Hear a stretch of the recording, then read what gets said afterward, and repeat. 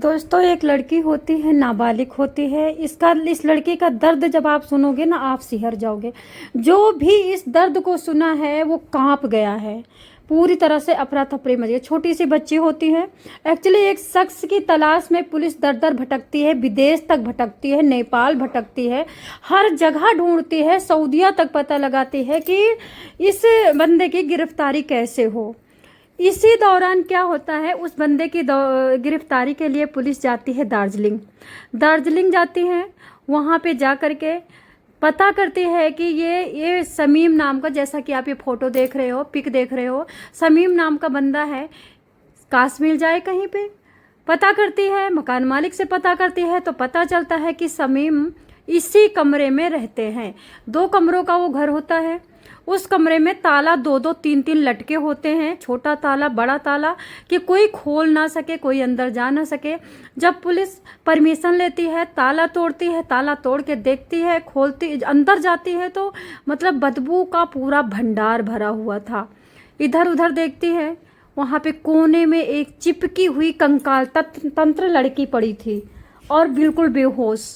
Police समझ गई शायद कहीं ना हो यही बदबू आ रही है, क्योंकि ये कंकाल तंत्र है।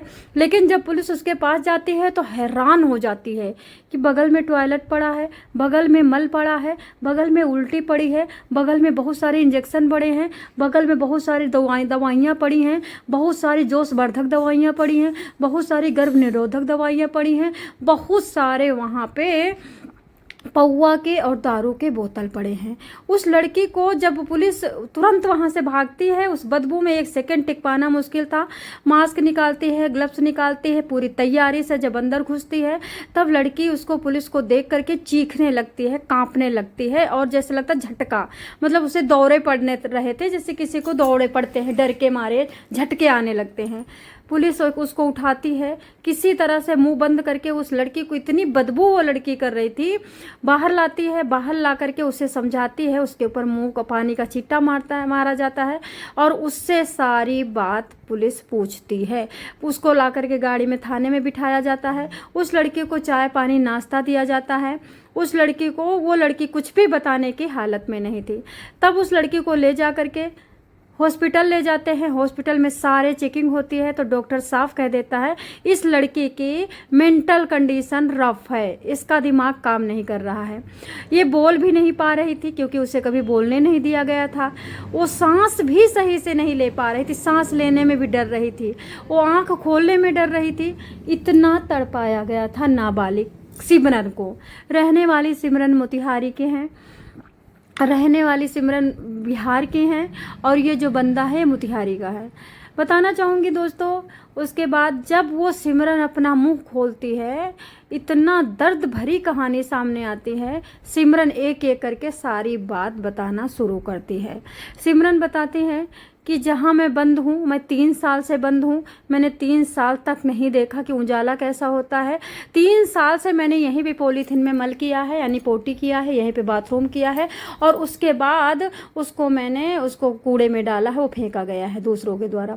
मैंने नहीं, मुझे पता कि कैसा बाथरूम होता, क्या होता। उसी कमरे में मैं सोई हूँ। जब भी कोई आता है ताला तोड़ करके आ करके मुझे दारू पिलाता है, मुझे इंजेक्शन लगाता है। 3 बार इसी कमरे में मेरा गर्भपात करवाया गया है, यानी अबॉर्शन करवाया गया है।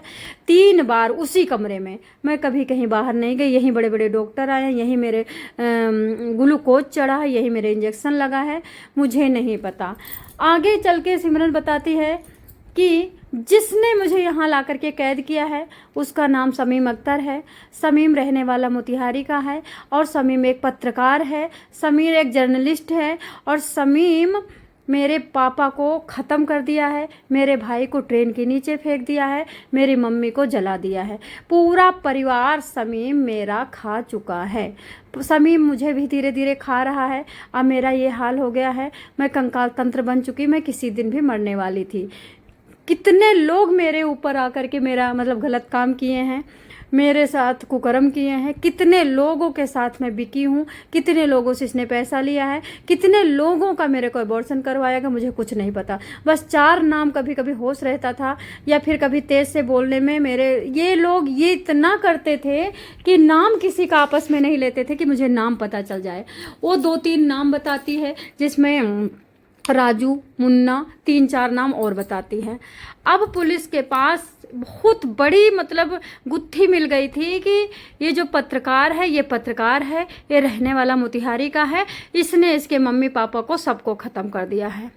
अब समीम पकड़ा जाता है, समीम ढूंढा जाता है। जब समीम पकड़ा जाता है तो अब चलते हैं हम इस एंगल से इसको समझाते हैं, ये शुरुआती से ये कहानी कहाँ से बनी, किस तरह से एक परिवार, एक मियाँ बीबी की लड़ाई में तीसरा घुस करके किस तरह से एक परिवार मतलब भस्म हो गया, किस तरह से मियाँ बीबी की लड़ाई का दूसरों ने फ़ायदा उठाया, किस तरह से मियाँ बीबी की लड़ाई में दूसरे का मज़ा मिल जाता है, दूसरे को एक मौका मिल जाता है। एक्चुअली दोस्तों मैं बताना चाहूँगी 2015 में सिमरन जो होती हैं, सिमरन की मम्मी थाने जाया करती थी। थाने कैसे जाया करती थी? सिमरन की मम्मी और सिमरन के पापा में बड़ी लड़ाई हुआ करती थी। सिमरन के पापा किसी परीक्षा की तैयारी किया करते थे, नई नई शादी हुई थी, 2, 4, 5, 7 साल शादी के हो गए थे। वो परीक्षा की तैयारी किया करते थे, कहीं नौकरी नहीं मिलती थी, वो इरिटेट होया करते थे, बीबी से बहुत ज़्यादा लड़ाई होती थी। एक दिन इतना मारा कि सिमरन की मम्मी चली गई थाने में FIR करवा दिया। वहाँ पर दिखाया कि मेरे को मारा है, चोट वगैरह सब दिखाया, फूला हुआ था, खून निकला था। पुलिस तुरंत के तुरंत सिमरन के पापा को उठा करके जेल में डाल देती है, तुरंत के तुरंत जेल में डाल देती है। जब उसको जेल में डाल देती है तब थोड़े दिन बाद इसको रियलाइज़ होता है, मुश्किल से महज 5 दिन बाद ये मिलने जाती है और माफ़ी मांगती कि मुझसे गलती हो गई, देखो गलती तुमने भी करी है और हमारा वहाँ पे घर में हम अकेले नहीं रह सकते, तुम्हारे बिना तो कोई जीवन नहीं है। अब सिमरन की मम्मी जान चुकी थी।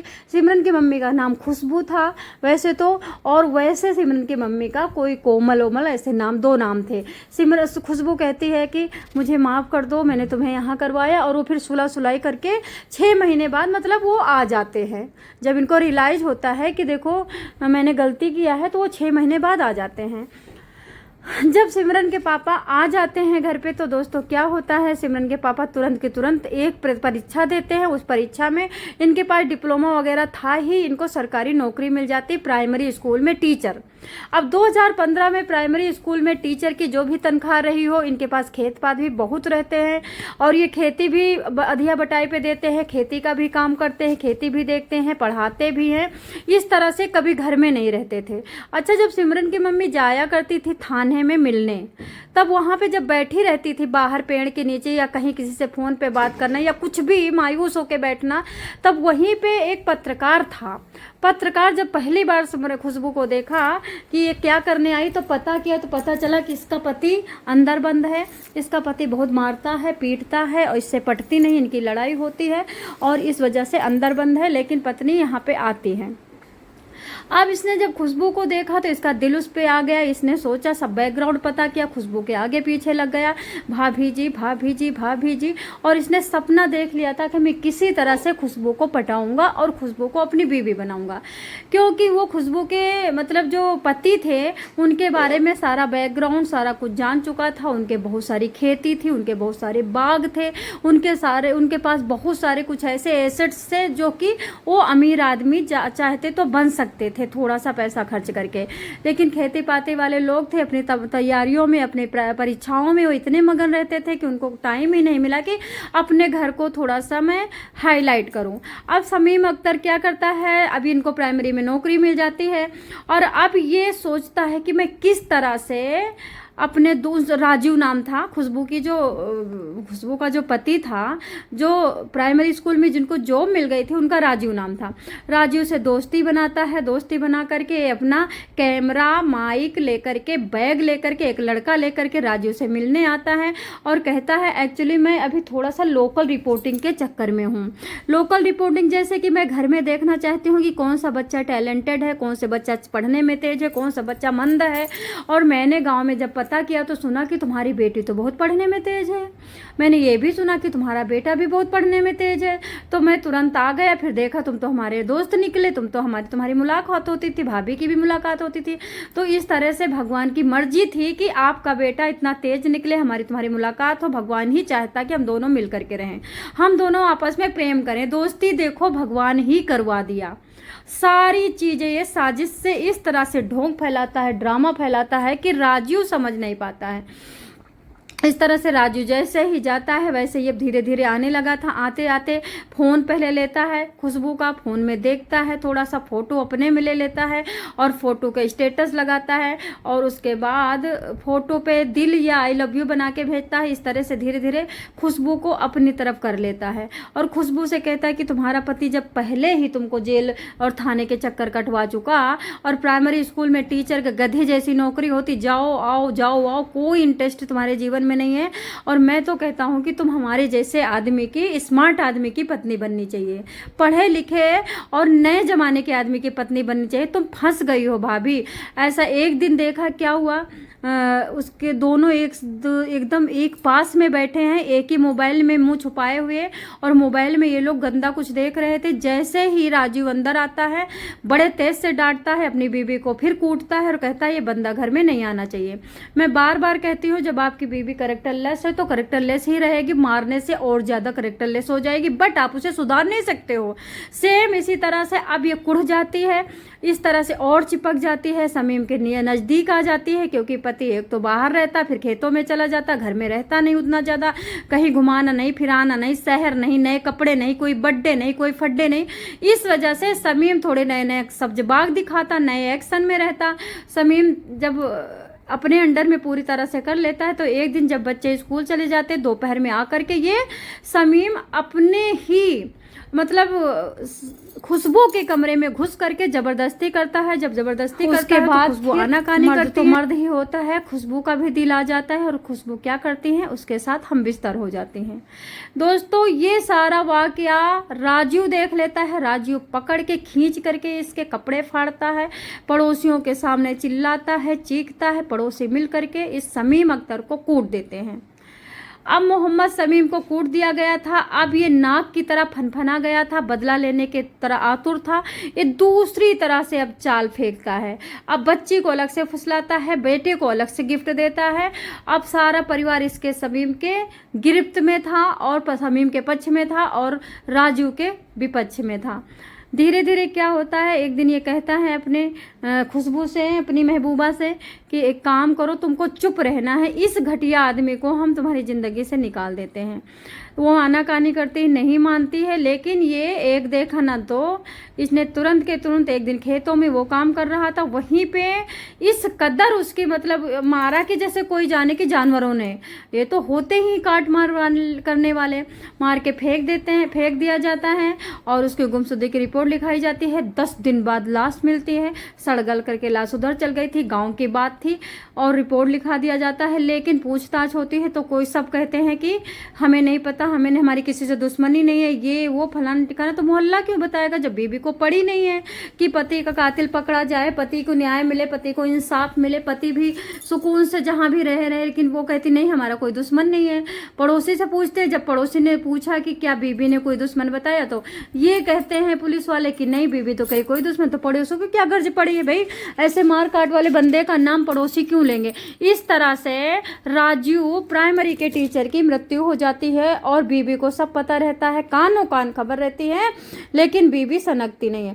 फिर थोड़े दिन बाद क्या होता है, इसका रास्ता साफ हो जाता, पर डे घर में घुसा रहता है, बैठा रहता है, बेटी को घुमाने ले जाता है, पिक्चर दिखाने ले जाता है। उसके बाद क्या करता है कि कहता है कि हम तुम शादी करेंगे। अब वो कहती है हम तुमसे शादी किसी हाल में नहीं करेंगे, चाहे जो हो जाए, क्योंकि अब इसे भी पता चल गया था कि मेरी ज़िंदगी बर्बाद हो गई है, मेरा पति चला गया, ये हमें लूट रहा है और बेटी पे गंदी नज़र तक रखता, बेटी के सामने टच करता, बेटी के सामने छूता, बेटी के सामने गंदी हरकत, बैड टच करता खुशबू को। अब बेटी देखती, शर्मा जाती तो हंसता आंखों में आंखें मिला के। अब खुशबू समझ चुकी थी कि ये घटिया एकदम बिल्कुल जानवर, वैसी जानवर है। अब खुशबू क्या कहती है कि मुझे ना शादी करनी ना मुझे तुमसे मतलब। अब और ये खुंदक में खा गया, एक तो कत्ल किया, उसके बाद अब ये खुशबू पलटी मार रही है। फिर क्या करता है, इसने क्या किया, बेटे को नशीली दवा और नशीला इंजेक्शन खिला करके बहाने से लेके जाता है, खिलाने पिलाने उसमें, और उसके बाद ट्रेन की पटरी के नीचे फेंक देता है। वहाँ से टुकड़ों में लाश आती है। अब खुशबू और टूट जाती है बिल्कुल। अब इसको इनके घर में भी अब कोई नहीं आता है, क्योंकि ये आता था। बिल्कुल टूट जाती है, सूख के कांटा हो जाती है। अब इसके पास, खुशबू के पास कोई ऑप्शन नहीं था। खुशबू उस घर में रहना नहीं चाहती, जहाँ पति चला गया, जहाँ बेटे के टुकड़े में लाश मिली वहाँ से चला गया। अब खुशबू को ये कहता है कि ऐसा है, इस घर को बेच दो, इस घर को बेच दो, हम तुम कहीं बाहर चलेंगे, यहाँ तो सुकून नहीं है। यहाँ भी खुशबू को पता था कि मेरे बेटे को ट्रैक के नीचे फेंका गया, मेरे बेटे को फुसला करके ले गया यही बंदा। पुलिस इधर उधर छानबीन करती है, और जब मम्मी कहती है, खुशबू कहती है कि मेरे बेटे को क्या हुआ मुझे कुछ नहीं पता, मुझे नहीं पता, वो डरता था, ये करता था, वो करता, मतलब बहाने बनाती हैं, क्योंकि वो भी कहीं ना कहीं डर गई थी कि ये बंदे की नज़र मेरी बेटी पे है। अब उसके बाद ये दबाव बनाता है। दबाव बनाने के बाद दोनों खुद और दोनों बच्चों को, मतलब बच्चों को और मम्मी को लाके दार्जिलिंग में रेंट में कमरा लेता है, वहाँ रखता है और इनको दबाव बनाता है, मुस्लिम बनो, मुस्लिम बनो, मुस्लिम बनो। खुशबू कहती बिल्कुल मुस्लिम नहीं, मरना कबूल है, मरना कबूल है। तो घुमाने के बहाने लेके जाता है, उसको भी जिंदा जला देता है। जिंदा उसकी लाश मिलती है दूर जंगलों में। शॉर्टकट बता रही हूँ, बड़ा करूंगी तो बहुत बड़ा हो जाएगा, और बड़ा ऑलरेडी हो रहा है। दूर जंगलों में मिलती। अब बची लड़की। अब लड़की को पता चल गया कि पापा को खत्म, लड़की को सब पता था, पापा को इसने खत्म किया, भाई को ट्रैक पे टुकड़ों में करवाया, उसके बाद मम्मी को जिंदा, मतलब ज्वलनशील पदार्थ डाल करके उसके बाद उसको खुदकुशी में बदल दिया। लेकिन दोस्तों मैं बताना चाहूँगी कि खुशबू की जब लाश मिलती है और उसका पति भी मर चुका था और वो भी मर चुका था, बेटा भी मर चुका था, तो कहीं ना कहीं ये केस सब संदिग्ध हो चुका था और सब लोग कानों कान फुसुक रहे थे कि कहीं ना कहीं ये छुपा रही है और देखो इसको खा गया। तब पुलिस सख्ते में आई। अब पुलिस इनके परिवार की पता लगाने में, मतलब इनके परिवार को पता लगाने के चक्कर में पुलिस दर दर के ठोकरे खा रही है। नेपाल भागा, सऊदीया भागा, और उस लड़की को बचाने के चक्कर में पूरा गाँव लग गया था, उस लड़की को बचाना चाहता था। और लास्ट में क्या हुआ, वो लड़की को ढूंढते ढूंढते पुलिस दार्जिलिंग पहुंची। दार्जिलिंग में जब दरवाजा खोला तो वो लड़की इस हाल में निकली कि ना तो उसे छुआ जाता था, ना उसे देखा जाता था, ना तो उसे सूंघा जाता था। कंकाल तंत्र बन के पूरी तरह से मानसिक विक्षिप्त करके उस लड़की को छोड़ा था। दोस्तों इस कहानी को मैंने बहुत शॉर्टकट में बताया, बहुत ऐसी मेन चीजें हैं जो मैंने कम किया है, ज्यादा बड़ी ना हो। इस शमीम अख्तर का मैंने कहानी इसलिए सुनाया है कि इसको अब विदेश से पकड़ के पुलिस लेके आई है। ताला बंद करके 3-3 ताले लगा करके ये बंदा भाग चुका था। जब इन्हें पता चला कि वो लड़की पकड़ गई है और सारा राज खोल दिया है तो वे विदेश खिसक लिया। अभी जल्दी इसको पुलिस विदेश लेके आई है, और जो बाकी लोग थे वो पकड़े गए थे, उनको जज ने कहा है जब तक लटकाया जाए, जब तक उनकी जान न निकल जाए। उनको भी यही हुआ है, फंदे पे लटकाने वाली सजा हुई है और इनको भी फंदे पे लटकाने वाली सजा हुई, दोनों को। लेकिन अभी किसी को भी लटकाया नहीं गया है, लेकिन सजा हो चुकी है। तो दोस्तों इस कहानी को शॉर्टकट सुनाया है, बहुत जल्दी सुनाया है। आप लोग सतर्क रहें, सचेत रहें, मियाँ बीबी की लड़ाई घर के अंदर रखें, किसी तीसरे को पता ना चलने दें, बच्चों को गैरों से दूर रखें, खासकर बेटे को और बेटी को, क्योंकि अब बेटे भी सेफ नहीं है, बेटे के साथ भी गलत काम होता है। कई जगह बेटों का खतना करवाया जाता है, बेटे का धर्म चेंज करवाया जाता है, बेटे को लड़की बनाया जाता है। MP के 10-10 घटने हमने आपको बताया। तो अभी बंद करती हूँ। आप लोग सुखी रहें, सचेत रहें, सतर्क रहें, अपने और गैरों में पहचान करने की कोशिश करें। जैसे